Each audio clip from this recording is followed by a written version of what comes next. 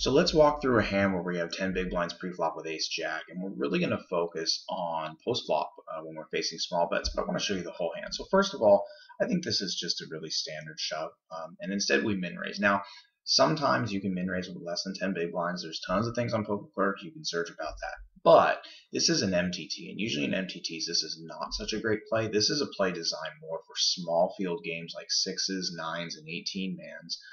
Because you're already much closer to the significant payout in the game. Not the case in most MTT situations, okay? But what you'll see here is that we get a call, okay? And now post-flop, we get this, basically we have one pot size bet left. So at this point, I mean, I'm pretty much committed. I would be betting here like 40, 50,000 with the intention of getting it in, or I would just outright shove. I think that would be great. This player checks back, and we're still in the hand. Now, as played, I think I would just check here because I want to take the initiative on the flop.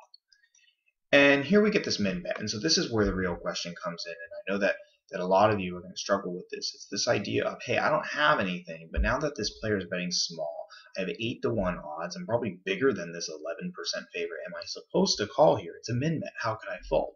But one thing that you can do that's actually quite interesting is you really want to, instead of looking at the odds, an advanced trick you want to do is just to think about what does this actually represent? Like what, not necessarily the hand, but what type of strength does this represent?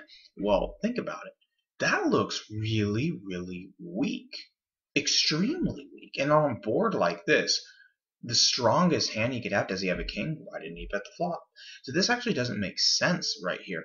So this is actually a really advanced move you can make. Try shoving here. And you actually, just in case you have some outs, you have an overcard with an ace, just in case, since he probably doesn't have a king, you have 2 overcards, and you also have a gut shot to go with it. But really what it comes down to is this isn't very believable for a strong hand. But again, that's the advanced part of this hand. When it comes down to it, just shove pre-flop, you know, oh, that's easy. But it's definitely some type of cool post-flop stuff you can learn from this little light bulb moment. You don't always have to feel sucked into call here. You want to consider, like, what does that guy actually have? It doesn't really represent any strength. Maybe you can do something about it. So, for instance, let's say that we were much deeper stacked, 30 big blinds or 40 big blinds. This would then be a time to just call because now you have good odds. Maybe you can hit. And you could also even try like a check raise to like 30K as a bluff or something. Then we'll just check it down.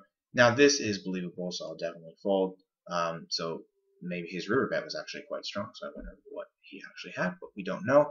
But either way, you can learn something really cool from this video that will help you out.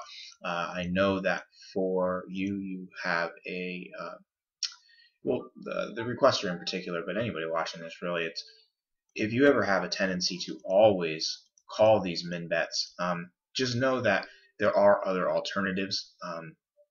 But ideally, you don't want to be in a situation where you're this short, where you feel like you're being sucked in because that 10K at this point is a large portion of your stack. So I really hope this helps.